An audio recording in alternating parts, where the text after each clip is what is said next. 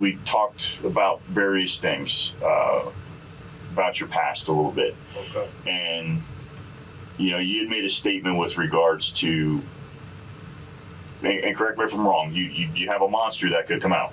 Yes. Do you feel that monster came out during that fight with her? Yes. When a killer or violent offender is locked up, the public can breathe a sigh of relief. A certain sense of safety washes over our families and communities. With the perpetrator behind bars, we can fall asleep a little more easily. Our fears don't keep us up at night when we're sure there's no way for that person to harm us or kill again, unless they're released. What caused you, and again, Eric, first and foremost, I appreciate your honesty, as I've I said. have an anger issue to a degree. Okay. Nobody in their right mind is going to admit to nothing like this, because they know they're going to jail. Two men, both sentenced to years in prison for committing heinous crimes. Both released early, only to repeat their crimes or escalate them. Brian Gosby, 29 years old, out of Columbus, Ohio. Brian Gosby had served just 6 years in prison for robbery and rape. His victims alleged that during the attack, Gosby threatened her with a knife. Soon after being released from prison, Gosby would be charged again for the same crime against another innocent girl. Except now he has more experience, and as is the case with many violent sexual offenders, his crime escalates to murder. 21-year-old Ohio State University student Reagan Tokes was leaving her job at Bodega, a popular restaurant in Columbus's Short North Arts District, around 9:45 p.m. on the night of February 8, 2017.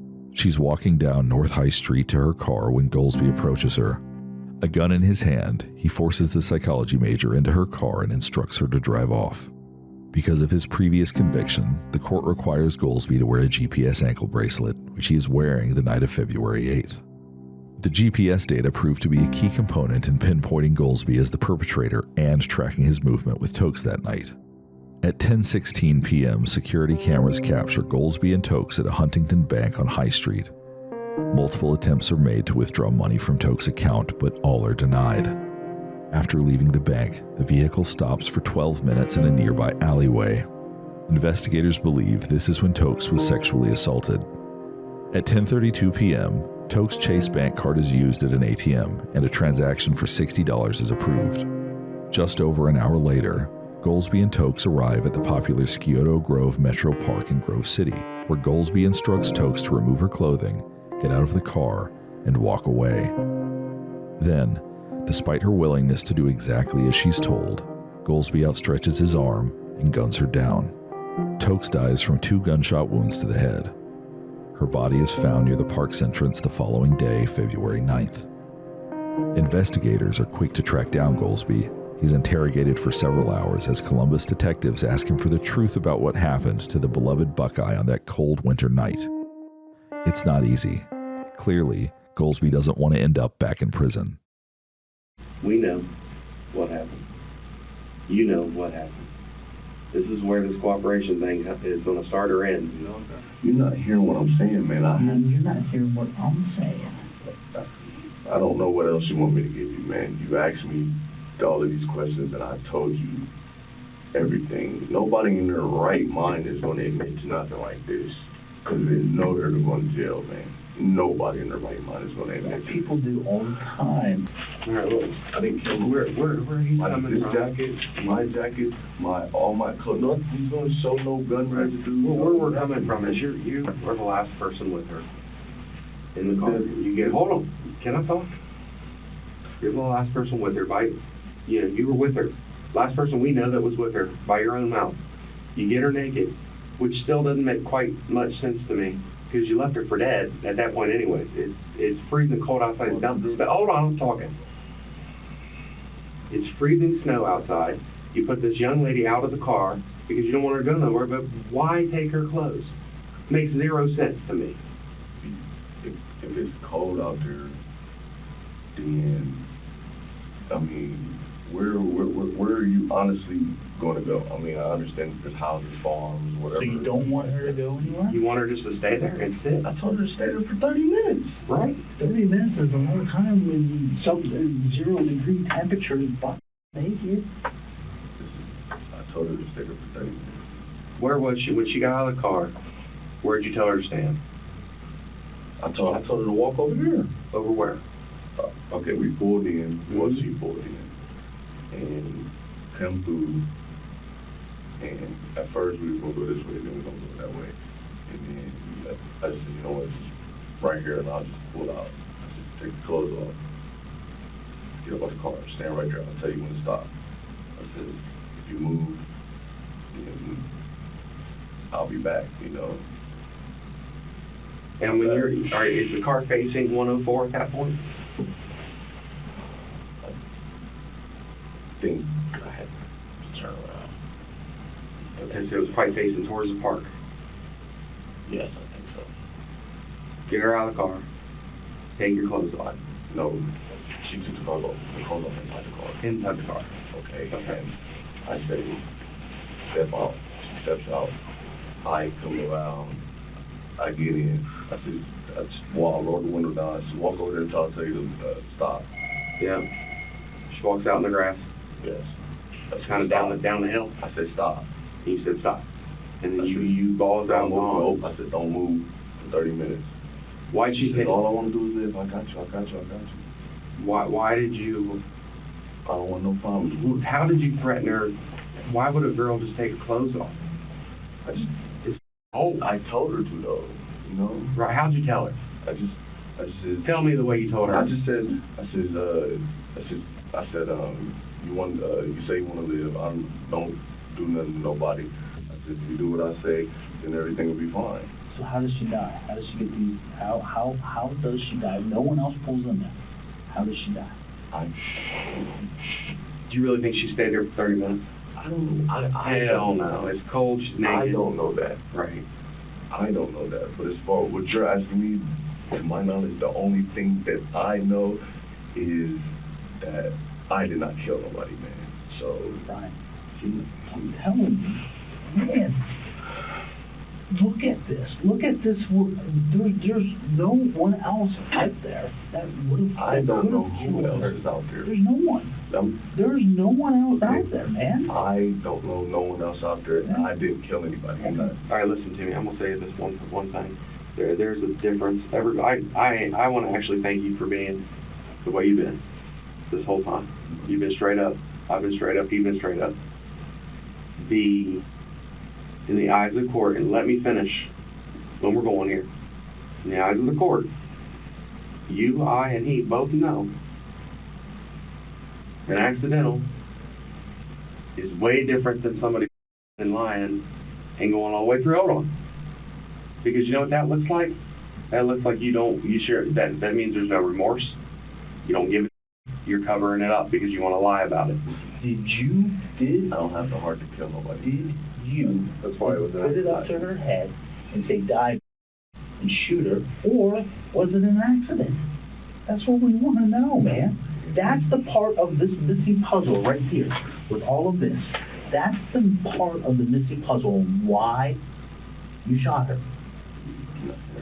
I am hearing you. It is not making any sense. If you listen, I don't know how it's not making sense if you ask me a question. The only thing I can give you is what I know. Your own story. You listen to your own story and you tell me, does it make any sense that you drive out, nobody else goes in there, and she ends up with 2 bullet holes to her head? Okay. So it's midnight, it's dark, she's naked, she just went through all of this, right? She sees somebody walking.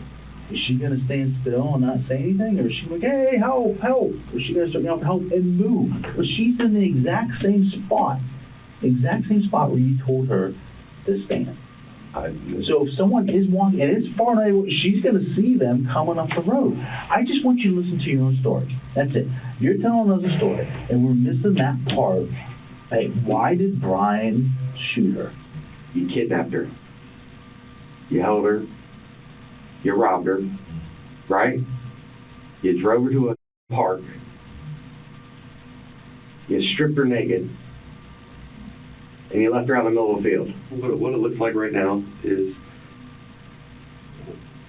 even if you didn't shoot her, you still left a young 20-year-old lady naked in a field in the freezing cold, in the snow. You left her for dead. She wasn't gonna live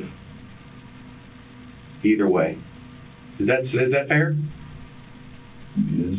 So when you left that park, you knew that young lady was probably dead. Come on, man. She was probably gonna die because of the cold, right? It was damn cold. You can't catch it that fast. You can't die that fast. If you're buck naked out there in the wilderness, yes, you can. She's a long way from any place out there.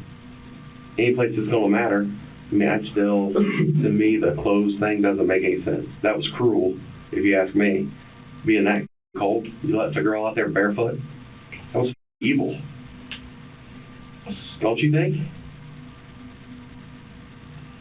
I mean, honest to God. I said it was. I was Not right. I was just thinking about that. I didn't kill nobody, man. Well, even if you didn't pull the trigger, you left her out there for dead.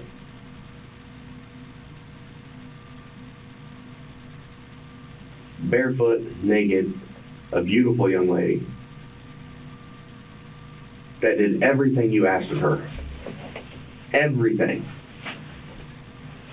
Right? She didn't fight you. She didn't slap you. Right? She did nothing. And you leave her out there with no clothes, no shoes. That still baffles me, man. That right there is up. I know. Detective Rick comes back into the room and asks Gosby about his 2010 rape conviction. Gosby admits to wielding a knife during that attack, leading detectives to believe he also used a weapon to threaten Reagan Tokes. I got charged with robbery, and I still. Because you had a knife, and you made a Okay, fancy thing. that's robbery. Where's that? She gave you that. What makes no sense to me is she's driving a car to chase. You're not that intimidating. And I don't mean to say that to be rude, but this girl had plenty of chances to get away from you. How'd you keep her there? How? I said all I wanted is the money and everything would be all right. Right. But eventually, after She had a chance to run and turn to you. right after 2 hours of being with her, she's worried and she's scared. She's got to be scared that this ain't gonna work out for her, and I don't know why she didn't The run. car pulled up right next to us. Where? Where? Parsons. Livingston. The only, okay. And she didn't do anything, right? No. The only reason somebody would not most likely do something is if they had a gun to them. Or a weapon You to talking them. about a gun, man. I am talking about a gun, Brian. Brian, you know it. I don't know why you're just stuck in that part, man. I don't know anything about a gun, man. I didn't have no gun, man. I didn't kill nobody, man. I didn't kill nobody, man. You did. You did, man. And you're sitting here and you're telling us no. And unless there's an alien that came out of the sky and shot her in the head, but we know that's not the case. We know there's no other cars that came in there. We know, I can pretty much guarantee you there's no one sitting out there in freezing cold temperatures just waiting for an opportunity to shoot someone in a closed park. This is what I think happened, all right? And I'm going to tell you what I'm pretty certain happened. You had a gun. You threatened her. That's how you controlled her, with a gun. You got down to the park. Something happened. I don't know what it was because you won't tell me, but something happened down at the park. The gun goes off. She dies. You leave and do the rest of the stuff. That's what happens. You control her with a gun. But I got 2 little girls out there, man. I ain't killed nobody, man. All I wanted is money. I never shot nobody in my whole entire life, man. Never. I never had a gun except for when I was like... There's no one else that could have.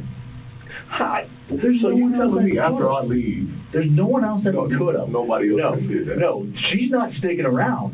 Man, I can kill nobody. Have you ever been outside in the freezing cold? I used to live out on the street, Okay. man. Are you going to stand out in the freezing When I cold? got out of the joint this trip, I didn't have nowhere to go. Are you going to be out there freezing cold? Are you going to stand out in the freezing cold, sub-zero temperatures, in the freezing cold, naked? No. Despite the mountain of evidence against him, Gosby won't confess to murdering Reagan Tokes. He knows he's likely to face charges for robbery, kidnapping, and sexual assault. But he doesn't want to add any additional time to his sentence for her murder. Who in their right mind is going to say something about stripping somebody naked? And I'm already know that I'm down here for a possible murder that I am being accused for. Yet, You know who's going to say something? You know who is? So a person that wants to get this off their chest. I'm already going to jail for the robbery and the kidnapping anyways. You know, it don't make no. I'm at least doing 15 or 20 years for that long. It does. You know why? Because it shows that Brian's taking responsibility for his actions. Dude, I'm telling you. You can say what you want, but I've seen it. So, this is crazy. I tell y'all, like I said, I told y'all everything that I got. We go to the judge. The judge, now this is hypothetically speaking. I go in there, let's say they charge me with murder. Charge me with because you said that there was some DNA found in her. No, it's fluid. Not fluid. DNA is the same thing. It could be her fluid. I don't know what I'm just saying. I think of possibilities. Right. You know what I mean? Right. I think about the future. You know what I'm saying? Mm-hmm. Okay. Because that's what it's going to try to play out to. Her, she was naked, so, and robbery. And kidnapping, so that's 4 charges just there alone. They're going to build that up. So and we're going to charge with murder. Let's say that this was accidental. Right. And I went to court. I'm still going to get buku time. Period. Gosby refuses to risk a first-degree aggravated murder charge with a full admission. Instead, he invents a whole new story. Now he tells investigators there was someone else holding the gun that killed Reagan Tokes. Don't do that. Because there's a second in that car, and you need to tell me who the he is. Come on, I can't do it. Who is he? I can't do it. Brian, sack up. This is the only thing I have left, and I'm not even going to have that because I'm about to go back to prison because she doesn't want to. You going to have that because you ain't going to get it because you're going to tell me who the shot this girl. She doesn't want to be with me if I'm being out there. Man. Help yourself out. Be the stand-up man. Tell me who the other... for that girl's family. You talk about your family? That poor girl's got a family, too. No, man. This shot her. Who was it? Listen. I was... Who was in the car with you? I'm not doing nothing. I want to know. Who pulled the trigger, Brian? Did you pull it? No, then the other guy did. What's his name? I ain't never heard nobody like that in fight, man. Huh? I ain't never heard nobody. I know he did. What'd he do? Who is it? Gosby blames a mystery man named TJ for Tokes' murder, even though all the DNA and evidence leads back to him. In the end, investigators can see that robbery, sexual assault, and intimidation with a deadly weapon look like they're all part of Gosby's MO. After his 2016 release from prison, his actions escalated. A 21-year-old Reagan Tokes paid the ultimate price. Tokes' family honored their daughter's memory by lobbying for change in our justice system. Her parents, Lisa McCrae Tokes and Toby Tokes, strongly advocated for Senate Bill 201, otherwise known as the Reagan Tokes Law. The Reagan Tokes Law allows Ohio judges to impose a minimum term from within the already established sentencing range for non-life felonies of the second or first degree. Then judges can determine a maximum term of an additional 50% of the minimum. From there, it's up to the Department of Rehabilitation and Corrections to decide whether an inmate is ready to be released from prison. The presumed release date is typically tied to a minimum sentence, though it depends on the inmate's behavior and other factors, like under which security level they're classified or whether they have housing lined up for after their release. Eric Pearson, 54 years old, out of Davie, Florida. In 1985, Pearson was convicted of first-degree attempted murder after he broke into a woman's home and slit her throat. He was released in November 1989 after serving only 4 years of his 18-year sentence. That's roughly 22% of the time the judge ordered. Then, in 1994, Pearson's violence escalates. 17-year-old Christina Whitaker was found dumped on a construction site in Davie, Florida, her body covered with debris. Investigators determined that she had been beaten and strangled. Pearson pleaded guilty to second-degree murder and was sentenced to 40 years in prison. Whitaker's death led to her parents successfully lobbying of an act that changed how gain time could be awarded to Florida prisoners. Gain time is essentially a reduction in time served. Prisoners can earn gain time for adjusting well to life in prison and participating in programs.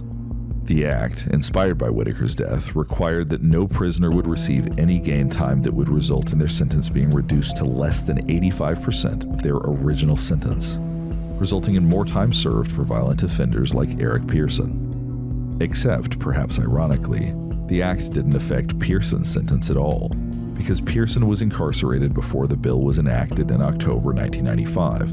It couldn't be retroactively applied to him. He was released on September 3, 2020 after serving 25 years. That's less than 63% of his sentence. Then, a little over a year after his release, Pearson kills yet another woman, 33-year-old Erica Verdesia. In his interrogation, Pearson goes into gruesome detail about how he killed the single mother with a screwdriver. I ain't had no recourse. I got her next to her, I got her hand down, and I see the points by her throat. So I'm trying to push in. She's fighting back. Well, it goes in. I'm pushing down.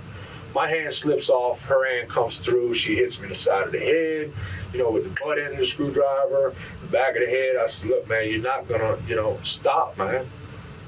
Screwdriver, it goes in your neck. How are you still fighting? I'm trying to hit. I can't hit. My hand's up. It's swollen. It's not, I'm not really a fighter, you want to say, in a sense. I'm more of a wrestler, but sure, we're both slippery. You asked about choking her. I tried. I could not get to that point of choking her. I mean, I had her arms over her own neck. Yep. This was later on, but to finish up on the story, she's waving a screwdriver. You already got me in my eye twice. Talking about I take your eyeball out. Okay. She wouldn't let go.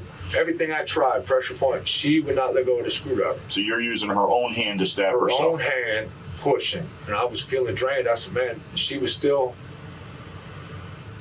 I wouldn't say she knew what she was doing, but she was doing enough movement, kicking, and it was like a machine going without anyone driving. She was back there. Her legs moved a couple times. One was up in an up position. She had her arm up on a seat. I said, man, you are one stupid, my book. I seen the chest rise. I cleaned up what I could outside. I threw everything on the floorboard. I pulled my shorts. I pulled them up. I looked around and took a couple rags, wiped myself down, getting sweat off, whatever. How much blood do you have on you? I had quite a bit. Pearson tells the detective that his girlfriend, Sherry, calls him just after he commits the murder. She needs a ride to work. So, Pearson picks up Verdesia's body and loads her into the cab of the truck. Then he drives over to Sherry's place. Let me get back to back. Now after she's stabbed, she's in the back of the truck. You put her in the water. No, she's not in the back of the truck. She's in the back of the cab. Oh, okay. Back of the cab. That's what I meant.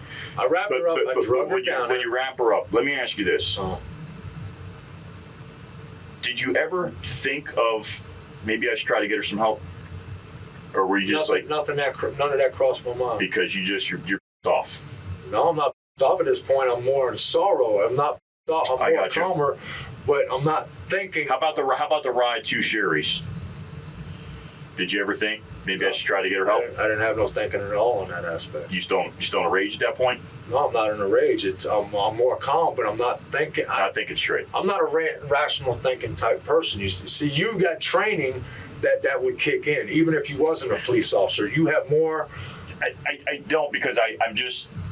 But hold up. Where you're going with the question is now you're making it seem like I'm a bad person. No. Yes, the way you just asked that question. No. Yes. Pearson defends his character before he admits to tossing Verdesia's clothes, the bloody rags, and other evidence into a large dumpster behind the KFC where Sherry worked. All her stuff, what did she have that night that you got rid of? Her pants, her shirt, panties, bra. She had a purse. Everything I could. Threw most of her stuff in her purse. Threw it in the trash can up front. Went to Up front where? my condo. In your condo, okay. Right. That went to the dump. There's Okay. nothing in that trash can. Right. I mean, I know y'all want evidence. No, I'm just curious where the stuff went. There was like What about the screwdriver?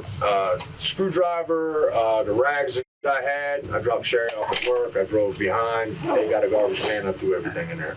After disposing of the evidence, Pearson drives Verdesia's body back to Sherry's trailer. He backs his truck up near a waterway, places a tarp and fitted sheet from the back of his truck onto the ground, and rolls Verdesia's body inside. Then, he pushes Verdesia into the water, placing rocks on top of her, similar to how he covered Christina Whitaker's body with debris. Pearson tells the detective that, in a sense, he's very apologetic, but he also admits that part of him is a monster that should never have left prison. We talked about various things, about your past a little bit. Okay. And, you had made a statement with regards to, and correct me if I'm wrong, you have a monster that could come out. Yes. Do you feel that monster came out during that fight with her? Yes. Both Eric Pearson and Brian Gosby were charged with the murders of their most recent victims and sentenced to life in prison.